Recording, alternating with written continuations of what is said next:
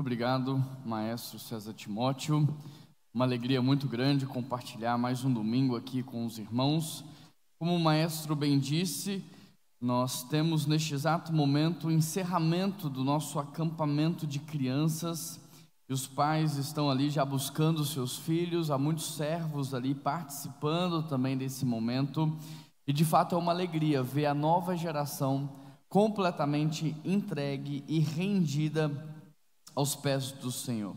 Eu quero convocar os nossos irmãos, principalmente os cristãos maduros, a fazerem parte daquilo que Deus está fazendo. Nós precisamos avançar, não é tempo de recuar, é tempo de avançar, e nós precisamos dar continuidade. Nós fazemos parte de uma igreja que se chama Primeira Igreja Batista de Belo Horizonte, uma igreja centenária, que vai completar agora 113 anos de idade, uma igreja forte, e hoje nós estamos assentados na fé daqueles que vieram antes de nós, homens e mulheres que entregaram o seu tempo, doaram os seus recursos, se entregaram por completo para que hoje eu e você pudéssemos estar aqui, assentados literalmente em bancos, caminhando literalmente por tacos, desfrutando de uma estrutura que não foi criada por nós, mas por homens e mulheres que se entregaram por completo.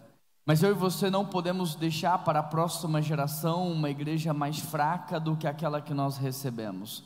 Nós não podemos permitir que a próxima geração não encontre um evangelho para que a vida deles sejam transformadas, assim como a minha e a sua foi transformada. Por isso eu quero tirar você um pouco da sua zona de conforto e levar você a entender a sua missão enquanto cristão. Nós não estamos aqui apenas para desfrutar de uma igreja. Nós estamos aqui sim para cultuar ao único e verdadeiro Deus, para receber uma palavra de instrução para as nossas vidas, mas também para nos dedicarmos para que a próxima geração encontre uma igreja mais forte. Nesse exato momento nós estamos numa campanha de reforma pelo espaço infantil da nossa igreja. Já conseguimos reformar o espaço de culto das crianças, já conseguimos reformar o espaço de culto dos juniores. Esses dois cultos acontecem todos os domingos às 10 horas. E nós temos agora um desafio imenso, que é reformar o banheiro infantil. E é uma obra mais cara, porque exige mais cuidado, mais detalhes, mais segurança. Eu queria convocar você a fazer parte disso, a deixar para as crianças e juniores da nossa igreja uma estrutura melhor, para que eles possam cultuar o Senhor. Amém, igreja? Abra sua Bíblia comigo no texto de Filipenses, capítulo 2, verso 1.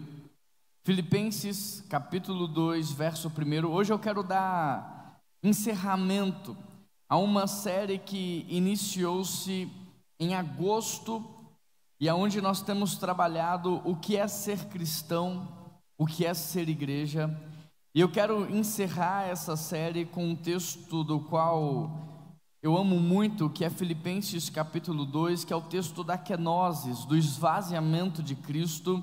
E eu creio que esse texto ele é fundamental para concluirmos este assunto, o que é ser um verdadeiro cristão e o que é fazer parte verdadeiramente de uma igreja. Nós vivemos numa sociedade líquida, onde nada mais tem significado, onde não existe mais fundamento, onde a fé se tornou relativa e a verdade também. E nesse mundo onde nada é certo, nada é errado, nesse mundo onde tudo o que eu quero fazer me convém, nesse mundo onde os valores e princípios estão invertidos, é muito importante nós retomarmos a essência e voltarmos na base. Muitas pessoas pensam que ser cristão é apenas frequentar a igreja. Muitas pessoas pensam que ser cristão é apenas ser membro de uma igreja e ter o seu nome escrito no hall de membros daquela igreja. Muitas pessoas pensam que ser cristão é apenas contribuir mensalmente com o seu dízimo e com a sua oferta. Mas quando nós olhamos para as Escrituras, a palavra do Senhor diz: aquele que não é capaz de negar a si mesmo, tomar a sua cruz e me seguir, este não é cristão. Aquele que não morreu para si, não nasceu de novo, este não é cristão. Aquele que não teve um verdadeiro encontro com Cristo, este não é cristão. para de fato sermos chamados, sermos reconhecidos como filhos de Deus, necessário vos é nascermos de novo. Isso só é possível através de uma entrega total a Jesus Cristo, onde o Espírito Santo ele entra em nós e faz de nós não alguém um pouco melhor do que nós éramos, mas uma nova criatura. Ser igreja não é frequentar uma igreja. Ser igreja é fazer parte do corpo cujo cabeça é o Cristo. Ser igreja é entender que a noiva, é entender que a igreja local é a pupila dos olhos de Deus. Entender que a igreja, sabe, é o lugar na qual Deus escolheu para reunir o seu povo em uma adoração comunitária. Ser igreja é você se entregar como sacrifício vivo, é você num culto como esse, cultuar como um sacrifício vivo, único que é digno de receber toda honra, todo louvor e toda adoração. Sabe, se nós somos membros de um corpo, é impossível que esse membro adentre o corpo para ser servido. Sabe, o coração não está para ser servido, ele está para servir o corpo. O pulmão não está para ser servido, o pulmão está para servir o corpo. Ser membro de uma igreja não diz que você faz parte de um corpo. Fazer parte de um corpo é você ter a atitude de um servo. Ser parte de um corpo é você ter a atitude de entrega, é você se preocupar com os outros e você se entregar para este corpo. Você pode conhecer a Cristo, acreditar em Cristo, frequentar uma igreja e ainda assim não ser filho de Deus e nem ser parte de um corpo. E isso é muito sério. Por isso a palavra do Senhor está aqui diante de vocês, para provocar vocês em uma profunda reflexão, porque está chegando o tempo em que Jesus irá voltar e Ele não vai te buscar, Ele vai buscar a igreja, Ele vai buscar o seu corpo, Ele vai buscar a sua noiva. E pode ser que muitos fiquem para trás, porque não fazem parte do corpo de Cristo, porque ainda não tiveram encontro pessoal com Ele. Por isso, este é um tempo oportuno, para que você possa não apenas refletir, mas principalmente se entregar aquilo que Deus quer fazer na sua vida.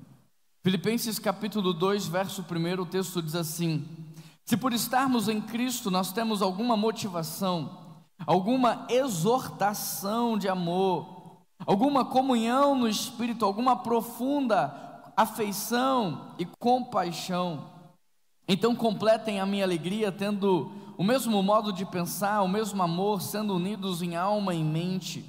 Não façam nada por ambição egoísta ou por vaidade, mas humildemente considerem os outros superiores a si mesmo. Cada um cuide não somente dos seus interesses, mas também dos interesses dos outros. Seja a atitude de vocês a mesma de Cristo Jesus, que embora sendo Deus, não considerou que ser igual a Deus era coisa que devia se apegar-se, mas esvaziou-se a si mesmo, vindo a ser servo, tornando-se semelhante aos homens. E sendo encontrado em forma humana, humilhou-se a si mesmo e foi obediente até a morte de cruz. Por isso Deus o exaltou à mais alta posição e lhe deu um nome que está acima de todo o nome. Feche os seus olhos e vamos orar mais uma vez. Peça ao Senhor que fale ao seu coração. Se você está com o coração duro nessa manhã, se os teus olhos espirituais estão fechados nessa manhã, peça ao Senhor que quebrante o teu coração, que abra os teus olhos espirituais, que abra os teus ouvidos. Peça ao Senhor que fale com você. Peça perdão a Deus pelos seus pecados. Se arrependa da vida que você tem levado. Deus, nós queremos com muita humildade pedir ao Senhor perdão pelos nossos pecados. Nós queremos nos arrependermos, ó Deus, desta vida que temos levado. Nós queremos pedir ao Senhor que nos ajude a viver uma vida que glorifique a Ti. Santifica nesta hora a nossa mente e o nosso coração, e nos quebrante, nos torne sensíveis ao mover do Teu Santo Espírito em nosso meio. Fala conosco, Pai. Essa é a oração que nós fazemos em nome de Jesus. E toda a igreja diz... O texto diz: se por estarmos em Cristo, nós temos alguma motivação, versículo 1, alguma exortação de amor, alguma comunhão no Espírito, alguma profunda afeição e compaixão. Completem a minha alegria tendo o mesmo modo de pensar, o mesmo amor, o mesmo Espírito e uma só atitude. Eu quero chamar a sua atenção para a palavra se. Se por estarmos em Cristo. A expressão se em grego, ei, ela não traz uma condição hipotética, mas ela traz uma afirmação de certeza. Vocês estão conectados em Cristo.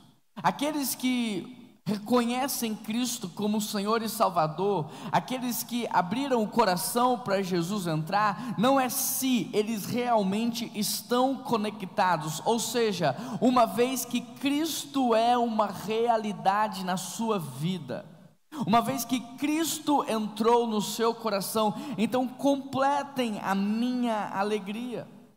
Paulo está aqui apelando aos cristãos a uma realidade que eles já experimentaram no mundo espiritual. Não é algo do qual eles vão experimentar na segunda vinda, não é algo que eles vão viver no tempo vindouro, não, é uma realidade que já aconteceu. Aí ele diz: se por estarmos em Cristo nós temos alguma motivação, e termos alguma motivação no grego traz o sentido de encorajamento, ou seja, se você está em Cristo, você tem tudo o que precisa. Se você está em Cristo, você tem todas as habilidades, você tem o fruto do Espírito, o próprio Deus habita dentro de você, então não há motivos para você não viver o que Ele vai propor aqui.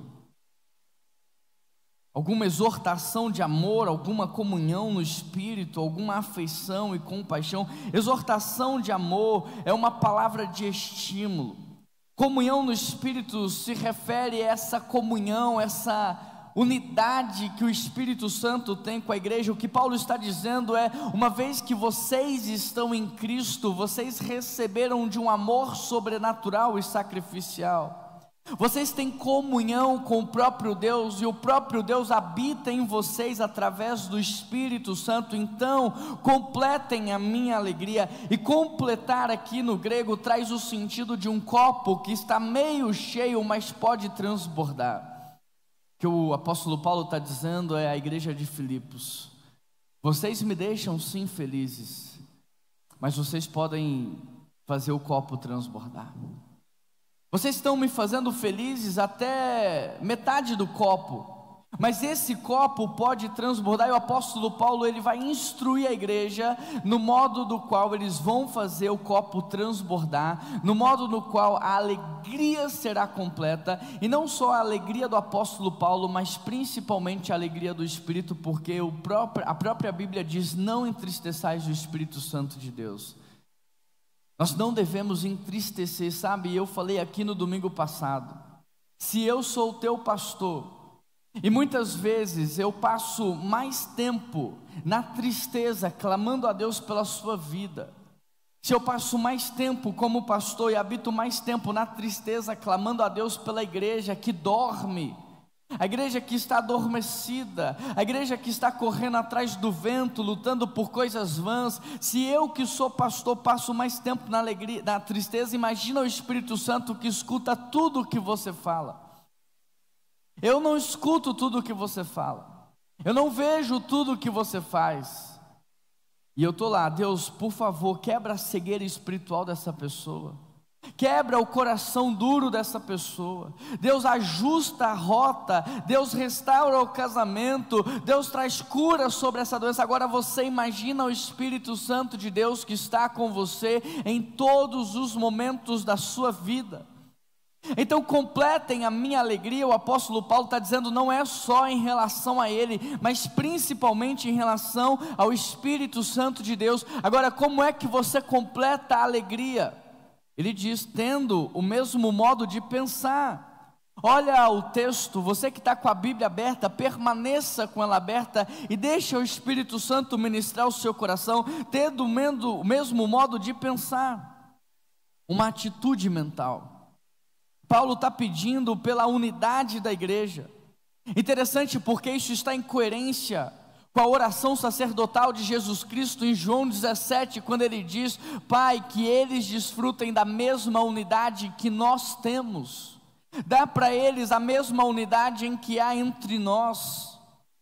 Não tem como você deixar o Espírito Santo de Deus alegre, não tem como você deixar o nosso Pai Celestial alegre, não tem como você deixar a sua liderança alegre, se você é alguém que caminha fora da unidade cristã, se você é alguém que luta contra a unidade cristã, se você constantemente com os teus lábios está esvaziando o valor dos seus irmãos, tirando o valor das pessoas, subtraindo dela o seu significado, colocando um contra o outro. O que o apóstolo Paulo vai nos ensinar, não só neste texto, mas em muitos outros, é que um órgão que luta contra outro órgão, ele não é digno de estar no mesmo corpo, ele precisa ser retirado.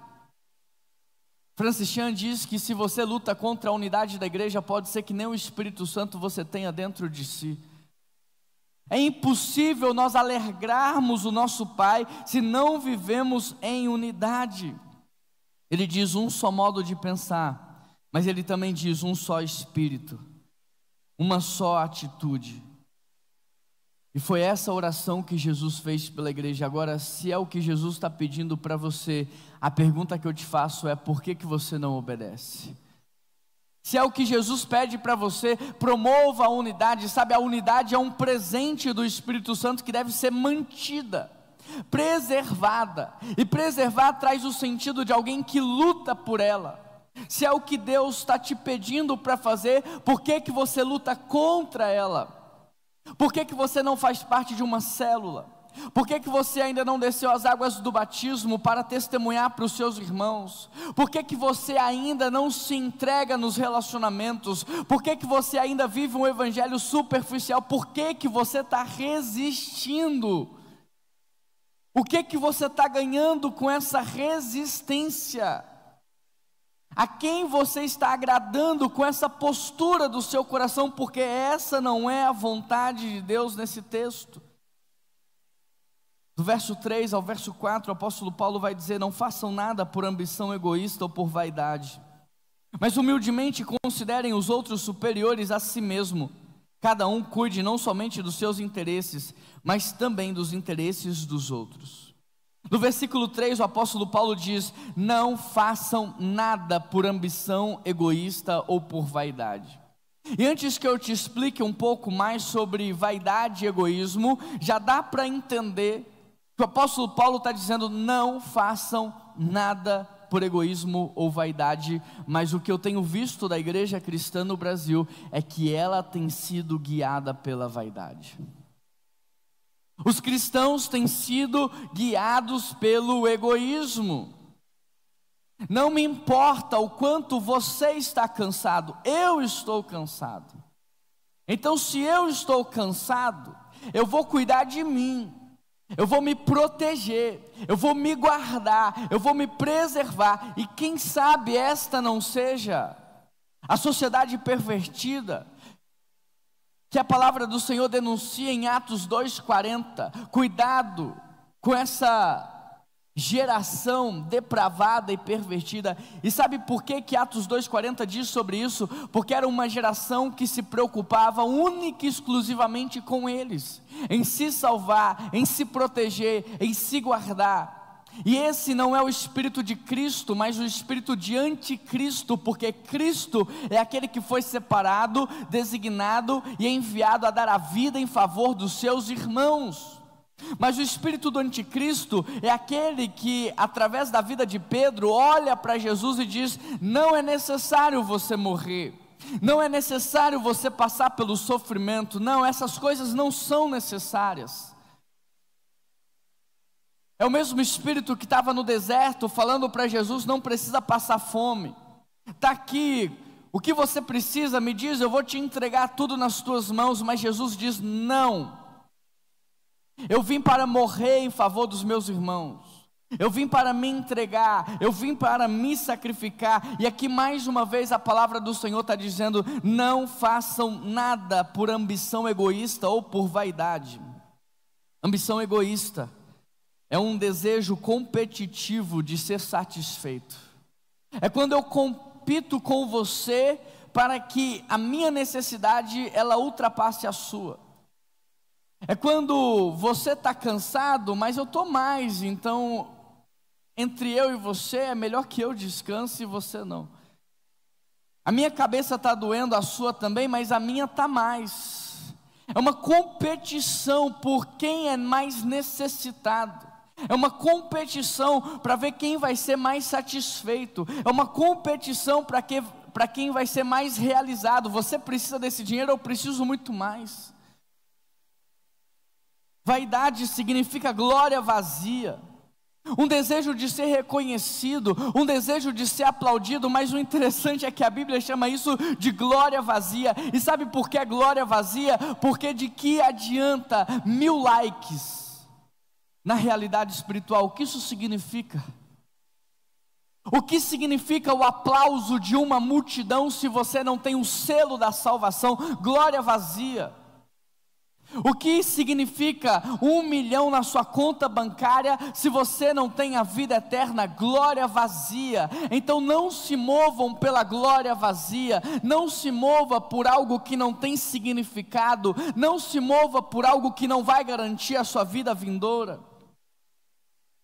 Na segunda parte do verso 3, Paulo diz: mas humildemente considerem os outros superiores a si mesmo. A palavra humildemente, ela traz o sentido de modéstia. E é interessante porque quando nós pensamos em considerar os outros superiores a nós mesmos, por causa da limitação do português, nós pensamos que devemos considerar os outros como se eles fossem maiores e como se nós fôssemos menores. Mas quando você vai para o grego, não é essa a ideia do apóstolo Paulo. O que o apóstolo Paulo está dizendo é: considere as necessidades dos outros como mais urgentes do que a sua. Considere a dor do outro maior do que a sua. Considere a fome do outro maior do que a sua. Considere o vazio do outro maior do que o seu. Mas não é isso que nós fazemos. É o contrário. A minha dor é sempre maior, a minha tristeza é sempre maior, a minha angústia é sempre maior, e nós estamos nessa competição. As pessoas chegam para você te relatando uma necessidade, e você quer competir com ela, como se a sua fosse maior do que a ela, mas esse é o espírito do anticristo. O espírito de Cristo é você considerar a dor do outro maior do que a sua. Então nós aprendemos errado desde a infância, porque nós aprendemos o seguinte: se você está triste, alguém tem que te abraçar. Se você está se sentindo sozinho, alguém tem que te convidar. Nós aprendemos errado, porque o que o apóstolo Paulo está nos ensinando aqui é que se você está triste, é você que deve abraçar alguém, porque com certeza tem alguém mais triste que você. Você que tem o Espírito Santo de Deus dentro de você, você que tem o próprio Deus dentro de você, você que faz parte de uma igreja, você que faz parte de um corpo, tem gente passando por dificuldades maiores do que a sua e não tem Deus, e não tem uma família espiritual, e não tem uma igreja. Então se você está triste, o que a Bíblia me ensina é que eu devo abraçar o outro. Se eu estou me sentindo sozinho, eu não tenho que esperar um convite, eu tenho que convidar alguém, porque com certeza tem alguém mais solitário do que eu. Já no verso 4, o apóstolo Paulo diz: cada um cuide não somente dos seus interesses, mas também dos interesses dos outros. Cuidar tem o sentido de observar atentamente. Cuidar traz o sentido de um vigilante. Cada um cuide. O que o apóstolo Paulo está dizendo é que um cristão verdadeiro, um cristão maduro, ele está atento, ele é um vigilante, ele está olhando para cada pessoa e observando cada pessoa, ao contrário do não cristão, porque o não cristão, ele está olhando para si, ele está olhando para o seu umbigo, ele está olhando para as suas necessidades, mas o cristão maduro não. O texto diz que o cristão maduro, ele é um vigilante. Ele está olhando, o que será que o Estevão precisa? Como que eu posso ajudar o Renan? Como que eu potencializo o César? Como que eu sacio a fome desta pessoa? Ele é vigilante. Sabe o que eu aprendo aqui? É que quanto mais eu presto atenção na dor do outro, mais eu esqueço da minha. E que quanto mais eu cuido da dor do outro, mais Deus cuida da minha. É por isso, cristão, é por isso, meu filho e minha filha, que talvez você não consiga romper o sofrimento, não consiga romper a miséria, porque você não pratica a palavra de Deus.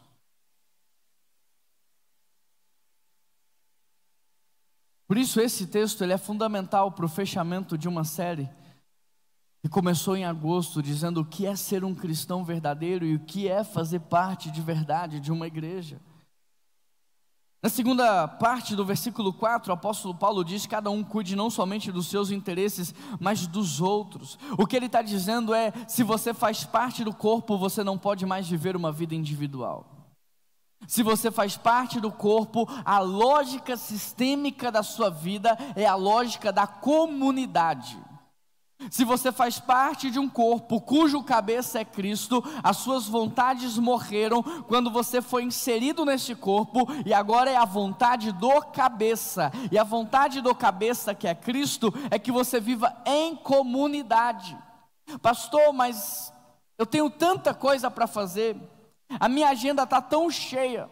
Pega Atos 2:42 e olha se lá nos primórdios da era cristã, se a agenda da igreja não era cheia.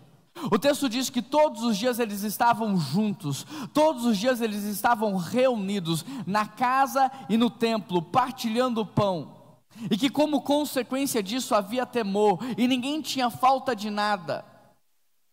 Isso não é uma realidade de 2024, a agenda cheia é uma realidade de quem está vivo. Agora a grande questão é que tipo de agenda cheia você tem e o que essa agenda cheia produz na sua vida. Porque tem gente com a agenda cheia que o que está produzindo na vida dele é morte, doença, quebra de relacionamentos, solidão, egoísmo, individualismo. Mas tem gente com a agenda cheia que está produzindo para si frutos não nessa terra, mas na vida vindoura. Tem gente com a agenda cheia que está produzindo riqueza, não aqui onde a traça corrói e o ladrão leva embora, mas lá no céu, onde ninguém pode tirar aquilo que Deus vai te dar. Que tipo de agenda cheia você tem? O que essa agenda cheia produz para você? Porque não adianta você ter sucesso em algo que Deus não te pediu para fazer. Não adianta você ser reconhecido pelos homens e não ser reconhecido por Deus. Não adianta você ter autoridade nessa terra, mas não ter no mundo espiritual. O que Deus te pediu para fazer? Ele pediu para você fazer parte de um corpo. E fazer parte de um corpo não é frequentar um corpo. O coração não visita o corpo. Se você tira o coração do corpo, o corpo morre, o coração morre. Se não está bem ligado, necrosa. Não é para você visitar o corpo, é para você fazer parte do corpo. E fazer parte do corpo é entender que se uma parte sofre, todas sofrem. Fazer parte do corpo é saber que você tem um banheiro maravilhoso aqui no primeiro andar. Tem banheiro de deficiente físico, tem banheiro de mulher, tem banheiro de homem, tudo muito bem estruturado. Mas sobe hoje para conhecer o banheiro do Kids. Você provavelmente não teria coragem de usar, mas sabe por que isso não te incomoda? Porque você ainda não faz parte do corpo, porque você frequenta o corpo, porque é impossível ser parte do corpo e não se doer pelo irmão, e não se doer por aquele que não tem a mesma condição que você. Cada um cuide não só dos seus interesses, mas também dos outros. A vida cristã é uma vida comunitária. O que Deus te pediu para fazer? Ele te pediu para pregar o evangelho e fazer discípulos. E o que você está fazendo da sua vida? No final dos tempos, quando nós haveremos de prestar contas para Deus, nós prestaremos contas para Deus de quantos discípulos nós fizemos. Quantos discípulos você fez até hoje? Não adianta você falar: eu não tive tempo. O que Ele vai te dizer nunca foi a sua prioridade. Não adianta você falar, minha agenda estava cheia. Não adianta você falar, qualquer desculpa que você der para Deus não será justificável. A questão foi de obediência, a questão foi de prioridade, a questão foi de colocar o reino de Deus em primeiro lugar na sua vida. Versículo 5: tende em vós o mesmo sentimento que houve em Cristo Jesus. Há versões que trazem sentimento, há versões que trazem atitude, mas nem a palavra sentimento e nem a palavra atitude é capaz de traduzir o real significado do que o apóstolo Paulo está dizendo aqui. No grego a palavra é frônesis. O que o apóstolo Paulo está dizendo é: tenham em vós a mesma frônesis que houve em Cristo Jesus. E frônesis não é uma atitude mental, frônesis não é um sentimento, só é frônesis quando há uma junção de um pensar, de um sentir e de um efetuar. O que o apóstolo Paulo está dizendo é: se você faz parte do corpo cujo cabeça é Cristo, você não pode, como membro desse corpo, ter outro pensamento que não seja o pensamento do cabeça, ter outro sentimento que não seja o sentimento do cabeça, e ter outro comportamento que não seja o comportamento dirigido pela cabeça. Só é frônesis quando há um padrão mental que modela um padrão de emoção, que modela um padrão de ação. Padrão de pensamento modela comportamento, e comportamento gera habitação espiritual. O que o apóstolo Paulo está dizendo é, não sei se você vai se lembrar da primeira expressão desse texto, se, que não fala de algo hipotético, mas fala de uma ação concluída. Se vocês estão em Cristo, vocês têm então o mesmo modo de pensar, sentir, efetuar. Se vocês estão conectados ao cabeça, é impossível que haja outro pensamento, que haja outro sentimento, que haja outra ação. Interessante também porque tende em vós. Eu quero destacar, porque no grego não há distinção entre a palavra em e a palavra entre. Portanto, nós podemos dizer: tenham em vós o mesmo padrão de pensamento, sentimento e padrão de comportamento, mas também tenham entre vós. Tenham nos seus relacionamentos, no seu ambiente de trabalho, aonde você estuda, este mesmo padrão de qualidade, esse mesmo padrão que foi estabelecido pelo cabeça, que é Cristo.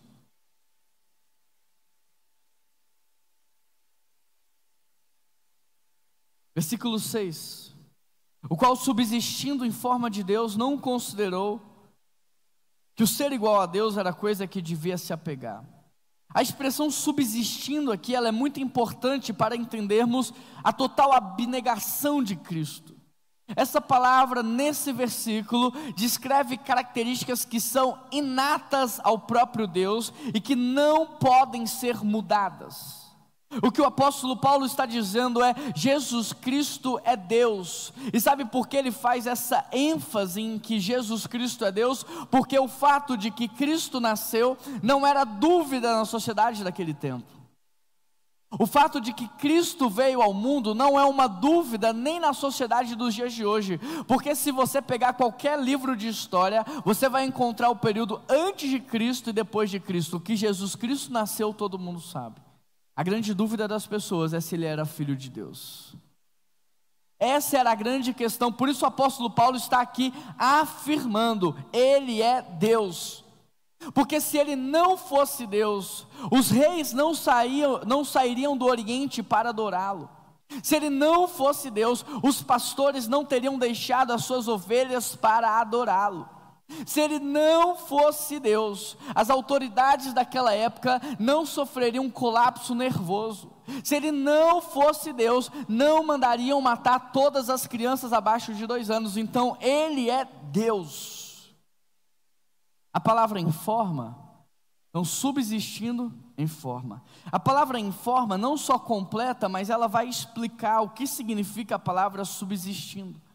Porque há duas expressões no grego para traduzir em forma. A primeira expressão é morfe, a segunda expressão é schema. Morfe representa a essência e schema representa a maneira como a essência ela é demonstrada. Por exemplo, qual é a forma essencial da água? H2O, isso é morfe. Agora, o que é schema? Schema é como ela se apresenta, no estado gasoso, no estado sólido ou no estado líquido. O que o apóstolo Paulo está dizendo é que Jesus Cristo, na sua essência, Ele é Deus, mesmo que na sua schema, Ele tenha se apresentado como servo. Deu para entender, igreja? Jesus Cristo é Deus, mas o texto diz que Ele tomou a forma humana e Ele se tornou um servo. Deixa eu te fazer uma pergunta. Você acha que é possível conhecer uma pessoa apenas olhando para sua foto? As pessoas, ao verem Jesus, elas viam um servo. Mas ao se encontrarem com Ele, elas se encontravam com Deus. Quando as pessoas viam Jesus lavando os pés, quando as pessoas viam Jesus repartindo pão, quando as pessoas viam Jesus servindo os seus irmãos, elas estavam enxergando um servo. Mas quando elas paravam para se relacionar com Ele, elas tinham um encontro com o próprio Deus. A segunda parte do verso 6 diz: não considerou que o ser igual a Deus era coisa que devia se apegar. Interessante porque Jesus Cristo era Deus, tomou a forma de homem, e isso só foi possível porque Ele não se apegou. Agora, esse tem sido o nosso pecado desde o jardim do Éden. Porque a motivação do casal ao comer do fruto foi clara: ser como Deus. A motivação do nosso coração até hoje tem sido muito clara aos olhos do Senhor: ser como Ele. Pastor, como assim? Isso é muito explícito na maneira como você vive a sua vida. Você toma as suas decisões sem consultar a Deus. Você faz o que você quer fazer, do tempo que você quer fazer, do jeito que você quer fazer. A Bíblia diz: faça isso. Você diz: não, eu não vou fazer, porque eu não acho que seja o tempo. A Bíblia diz: siga este caminho. Você diz: não, eu não vou seguir, porque eu não acho que é o melhor caminho. Mas aqui o próprio Filho de Deus não se apegou, mas esvaziou-se, vindo a tornar-se um servo. Versículo 7, mas esvaziou-se a si mesmo. Querido, sabe o que eu tenho aprendido na caminhada? É que uma pessoa só pode ser egoísta quando ela está cheia de si. Uma pessoa só pode ser egoísta quando ela tem direitos a requerer. Quando ela acha que na cabeça dela há muitos privilégios que lhe são de direito. E é interessante porque ninguém nesse mundo teve ou terá mais direitos e privilégios do que o próprio Filho de Deus. Quando nós lemos que Ele subsistiu em forma de Deus, nós entendemos que Ele tinha direito de ser adorado por todos, mas Ele abriu mão disso. Ele tinha o direito de ser adorado por todos. Ele tinha o direito de ser obedecido por todos. Ele tinha o direito, porque Ele é o próprio Deus, mas Ele não se apegou aos seus privilégios. Ele não se apegou aos seus direitos, mas Ele abriu mão deles. O que é ser um servo? Não é só ter atitudes de servo, é você ter a essência de um servo. É impossível você ser um servo de verdade se você não é cristão. Se você não é cristão, você tem atitudes de servo, mas na sua essência você não é servo. Porque embora você tenha atitudes de servo, você está cheio de direitos, cheio de privilégios, cheio de títulos. Mas quando você é cristão, você aprende com Cristo a abrir mão de tudo isso e a se tornar um servo em essência. Já parou para pensar que um escravo, ele não se sente insultado, mesmo que ele seja humilhado publicamente? Por quê? Porque na cabeça dele, ele não tem direito de ser honrado, ele não tem o direito de ser prestigiado, ele não tem o direito de ser aplaudido. Na cabeça dele, aquele comportamento é o normal, porque ele é um escravo. O escravo não se sente humilhado quando todos são honrados, mas ele não. Porque ele não tem direito na cabeça dele não há privilégios do qual ele possa buscar. Ser servo de verdade é muito mais do que você servir um dia.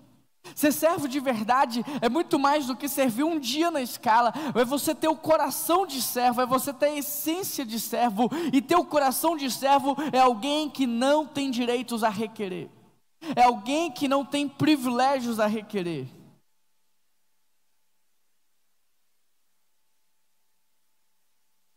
Mas Jesus não era servo de vez em quando.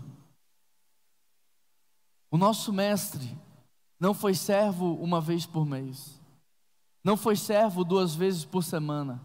Ele abriu mão de todos os seus privilégios, ele abriu mão de todos os seus direitos, ele tornou-se um servo em essência. Nós podemos ver isso em vários textos. A Bíblia diz em Isaías 53 que ele foi humilhado, chicoteado, cuspiram na sua face, mas ele não abriu a sua boca. Ele não se defendeu, ele não se justificou, ele não abriu a sua boca.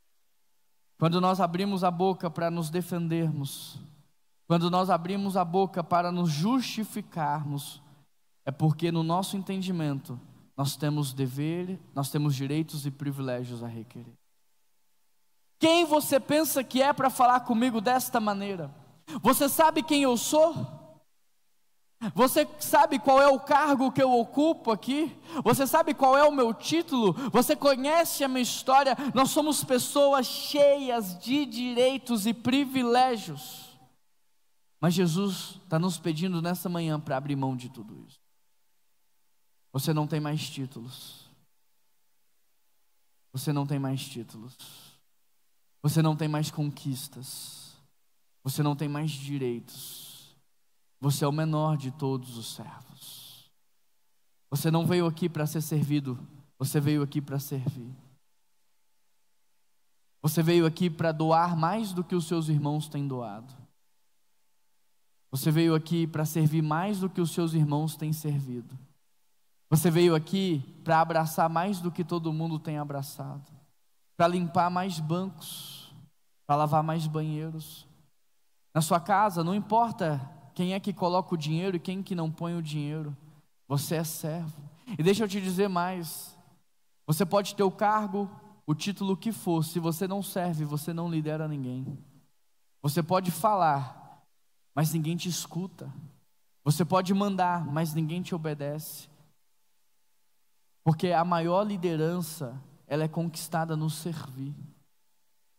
Se você não serve dentro da sua casa, você não lidera a sua casa.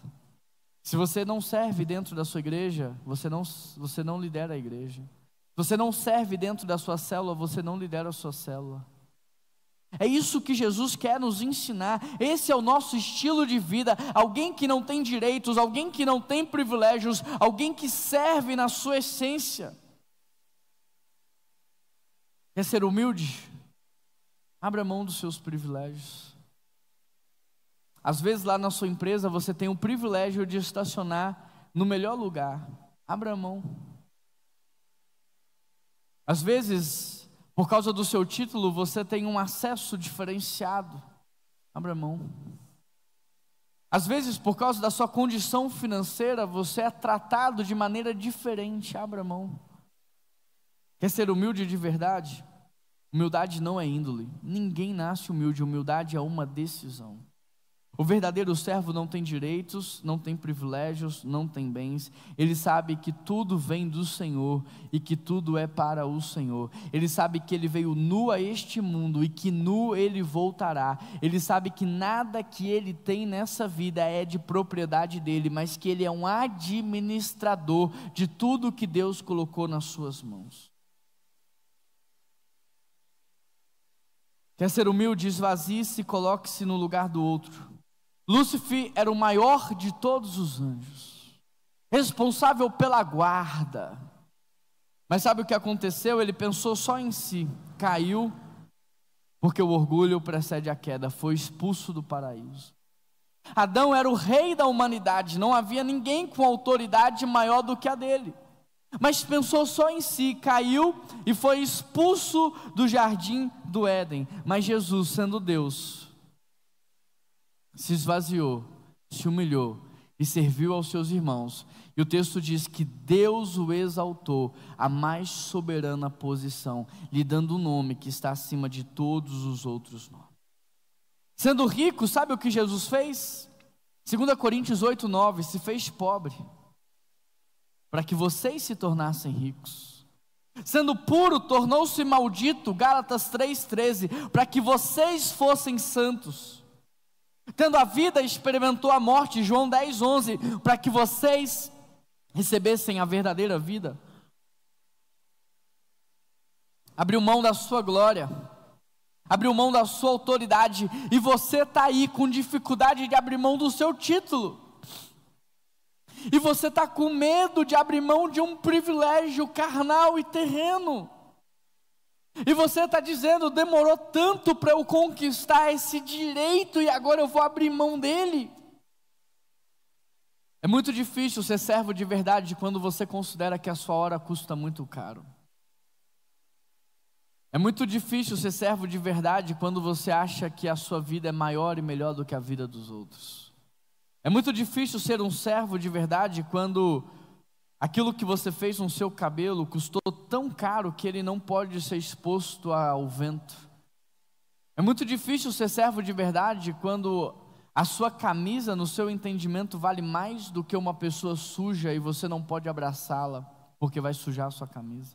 É muito difícil ser um servo de verdade quando o seu calçado não pode pisar na terra.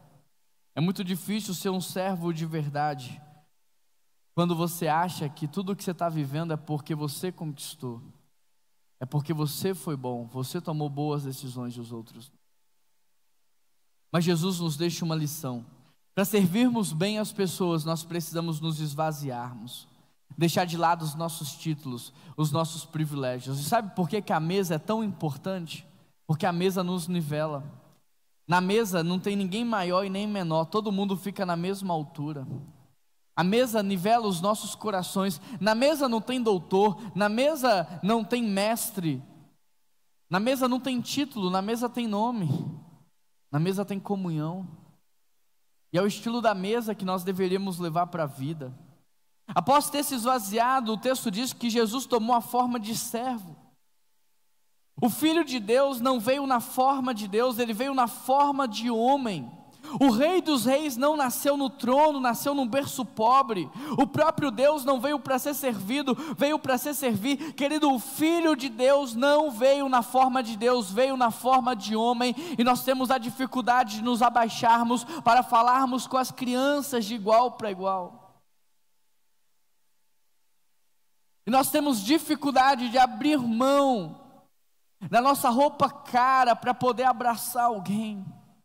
E nós temos dificuldade de abrir mão de um privilégio para servir as pessoas. O Rei dos Reis não nasceu no trono, embora ele pudesse, mas ele escolheu nascer num berço pobre. Escolha um padrão de vida menor do que o que você pode ter, para que você possa servir mais. O próprio Deus não veio para ser servido, mas para servir. Maior é aquele que serve. Não importa o quanto você cresça na sociedade, não importa quanto mais você ganhe dinheiro, quanto mais títulos você tem, maior é sempre aquele que serve. Versículo 7. E achado na forma de homem, humilhou-se a si mesmo. Ele não foi humilhado, ele humilhou-se a si mesmo. Não mataram Jesus, ele entregou o seu espírito. Se você olhar para o pecado de Lúcifer, de Adão, de Eva, você vai perceber que tudo começa com o orgulho.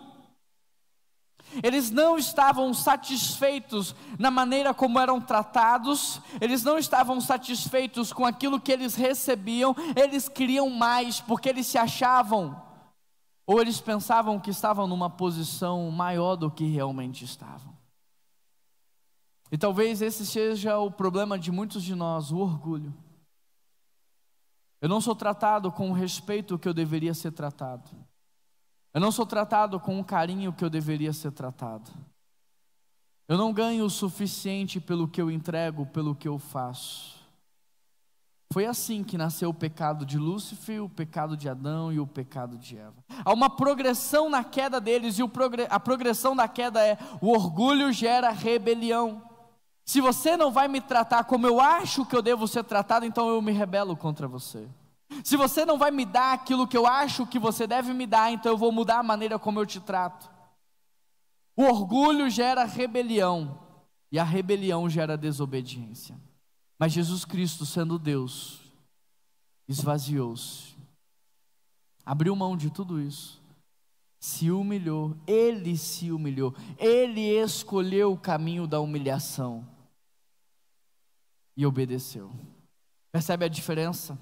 Adão se orgulhou, se rebelou e desobedeceu, mas Cristo se esvaziou, se humilhou e obedeceu. Interessante porque muitos de nós temos pavor com a humilhação. Nós fazemos de tudo para evitar a humilhação. Eu não quero que as pessoas me humilhem, mas Cristo escolheu o caminho da humilhação. Ele sentava, talvez no lugar menos favorecido. Esperava talvez todo mundo se servir para depois ser servido, ou ele se servir. Ele escolheu esse caminho, e nós cristãos estamos num mundo que exalta tanto as celebridades, que nós estamos nos posicionando de uma maneira diferente.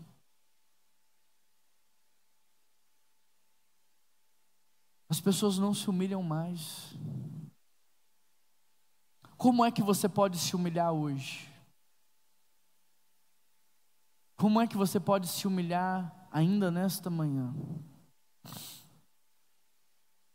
Cristo não só se esvaziou, mas humilhou-se. O Criador de todas as coisas tomou a forma de criatura. Cristo não só se esvaziou, mas humilhou-se. Aquele que criou todas as coisas experimentou a fome. O Criador de todas as águas, nos céus e na terra, teve sede. O Criador do fôlego da vida sentiu-se cansado. O Criador dos sentimentos maravilhosos experimentou a tristeza. Como é que você pode se humilhar? Como é que você pode se humilhar diante dos teus irmãos? Versículo 8. E sendo encontrado em forma humana, humilhou-se a si mesmo, e foi obediente até a morte, e a morte de cruz. É fácil obedecer quando não há sacrifícios. É fácil obedecer quando só há privilégios. É fácil obedecer o seu líder quando ele te concede benefícios e privilégios. É fácil obedecer o seu chefe quando você tem um salário. É fácil obedecer o seu pai e a sua mãe quando eles te prometem a ida no lugar que você quer. Difícil é obedecer quando você não tem privilégios e não tem benefícios. Difícil é você obedecer quando você não concorda. Quando você tem privilégios e benefícios e quando você concorda, querido, não é obediência, é conveniência. Você está fazendo porque é conveniente para você.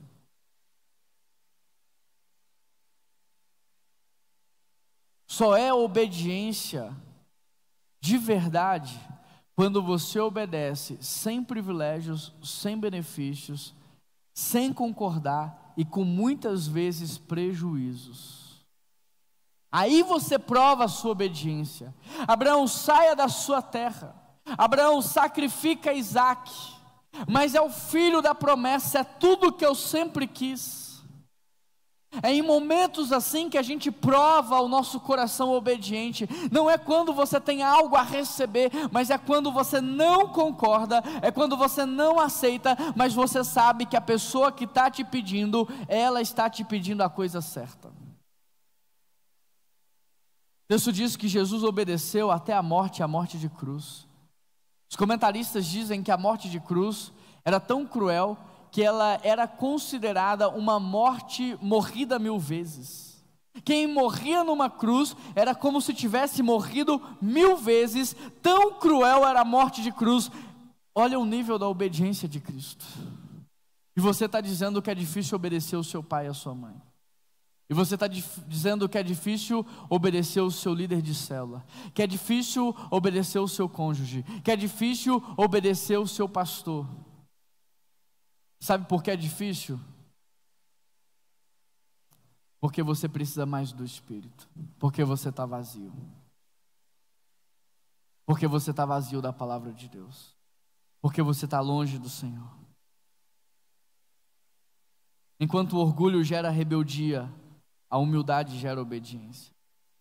O orgulhoso rejeita as instruções, os conselhos, as exortações, as ordenanças, os mandamentos, mas os humildes não. Eles escutam os conselhos, eles vão atrás da exortação. Pai, mãe, o que é que eu estou fazendo errado? Me mostra antes que isso possa me prejudicar. Chefe, líder, o que é que eu estou fazendo de errado? Ele busca a exortação, ele busca a instrução e ele obedece a qualquer custo. E se preciso, os obedientes são apedrejados, passam fome, são perseguidos, mas eles fazem o que é certo. A humildade gera total obediência à palavra do Senhor, mas o orgulho gera uma obediência parcial. Eu vou entregar isso aqui porque pelo menos eu estou entregando, né? Eu vou servir 1 hora por semana, pelo menos eu estou servindo. É uma obediência parcial. Mas a humildade gera uma obediência radical, uma obediência total. Nós precisamos do Espírito Santo para mudar o nosso coração nessa manhã. Tem coisas que só o Espírito Santo pode fazer nas nossas vidas. E nós precisamos do Espírito Santo de Deus para quebrar o nosso coração orgulhoso, para quebrar o nosso coração vaidoso, para quebrar o nosso egoísmo, o nosso individualismo. Sabe por quê? Porque acreditar em Jesus, o diabo também acredita. Conhecer as Escrituras, o diabo conhece de capa a capa. A pergunta que eu faço para você é: qual é a sua diferença para o diabo? Se ele também acredita em Jesus e se ele conhece a Bíblia de capa a capa. Talvez a diferença é que ele conheça a Bíblia de capa a capa e você ainda não, né? Talvez a diferença é que ele saiba todo esse texto de capa a capa, de cabeça, e você talvez não saiba 10 versículos de cabeça. Qual que é a diferença entre você e os demônios que usam a palavra de Deus para tentar o Filho de Deus? Qual é a diferença entre você e o demônio e o Satanás que acessa Jesus Cristo, que vai a Jesus, que conversa com Ele, e você muitas vezes nem isso faz? Sabe qual deveria ser a diferença entre o cristão e o diabo? A obediência. Porque embora o diabo saiba quem Cristo é e conheça as Escrituras, ele escolheu não obedecê-la. E Deus está te dando a oportunidade de escolher o caminho da obediência. E quando nós escolhemos obedecer, não tem mais a minha opinião, não tem mais o que eu sinto, não tem mais o que eu penso, não tem mais o que eu quero fazer. Tem aquilo que a Bíblia diz que eu devo fazer. A Bíblia diz que eu devo fazer discípulos, mas eu sou tímido, não importa. Eu vou fazer sendo tímido ou não sendo tímido, eu vou pregar o Evangelho. A Bíblia diz que eu tenho que cuidar dos meus irmãos mais do que eu cuido de mim, mas está doendo, não importa. Eu vou crer que a minha dor vai ser curada quando eu cuido do outro. A Bíblia diz que eu devo ser fiel ao Senhor com os meus recursos. Mas se eu for, o que vai acontecer comigo? Não importa. A Bíblia diz que você deve ser fiel. A Bíblia diz que eu tenho que perdoar, mas pastor, você não sabe o que ele falou, você não sabe o que ele fez. A Bíblia diz que você tem que perdoar. Quando você escolhe o seu sentimento, a sua razão, o seu raciocínio lógico, o seu senso de justiça própria, sabe o que você está fazendo? Você está escolhendo o diabo e não a Deus. Você está agindo como ele age, porque ele colocou o seu sentimento, a sua razão e as suas emoções acima da vontade do Criador. E por último, versículo 9: por isso Deus o exaltou soberanamente, e lhe deu um nome sobre todo nome, para que ao nome de Jesus se dobre todo o joelho, nos céus e na terra e debaixo da terra, e toda língua confesse que Jesus Cristo é o Senhor e Deus Pai. Jesus se humilhou e Deus o exaltou. Sabe, eu e você não devemos esperar por exaltação humana. Eu e você não devemos esperar pela exaltação dos recursos terrenos. Eu e você não devemos esperar pelos likes das redes sociais. Eu e você não devemos esperar por remuneração. Eu e você não devemos esperar os elogios, embora seja difícil, não devemos. Nós devemos esperar a exaltação que vem de Deus. Porque não importa os elogios do mundo diante de uma reprovação do Pai. Não adianta nenhum reconhecimento humano e a desaprovação espiritual de Deus. Você deve esperar pelo reconhecimento de Deus. Quando Ele olha para o seu filho e diz: tu és meu filho amado, que me dá muito prazer.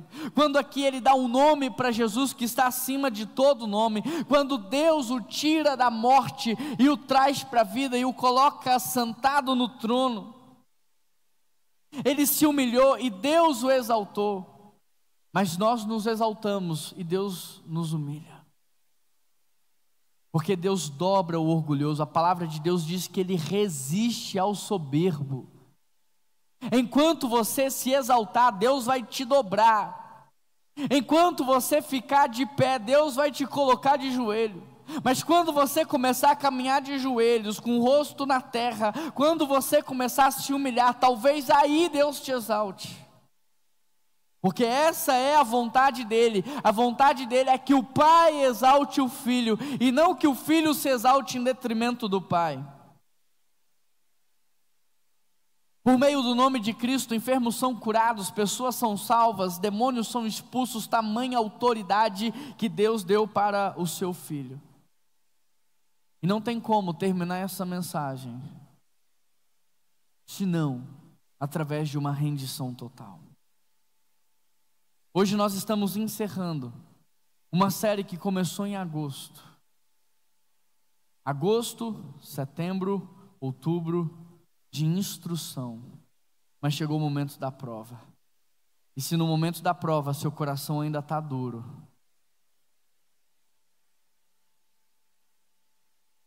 e se num momento como este o seu coração ainda está desconectado, e se depois da palavra de Deus exposta, versículo por versículo, palavra por palavra, não há arrependimento no seu coração, você precisa clamar ao Senhor. Feche os seus olhos e peça ao Espírito Santo de Deus para fazer por você nesse momento o que você não está conseguindo fazer.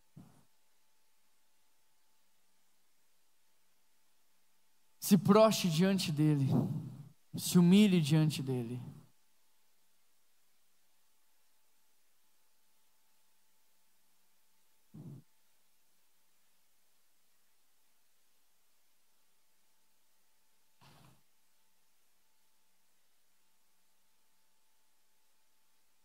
Deus, Criador dos céus e da terra, Senhor, nós estamos prostrados, reconhecendo o Teu senhorio sobre as nossas vidas, reconhecendo a Tua majestade, reconhecendo que o Senhor é Deus.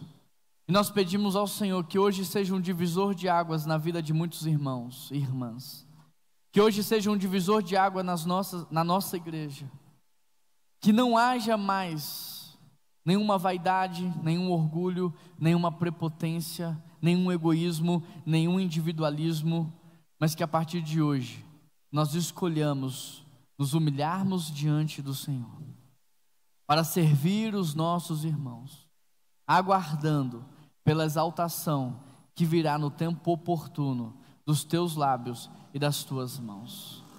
Aceita o nosso sacrifício, porque nessa manhã nós somos o sacrifício vivo, nós somos a oferta viva, e nós nos entregamos por completo a Ti. Essa é a oração que nós fazemos ao Senhor, em nome de Jesus que nós oramos, e toda a igreja diz...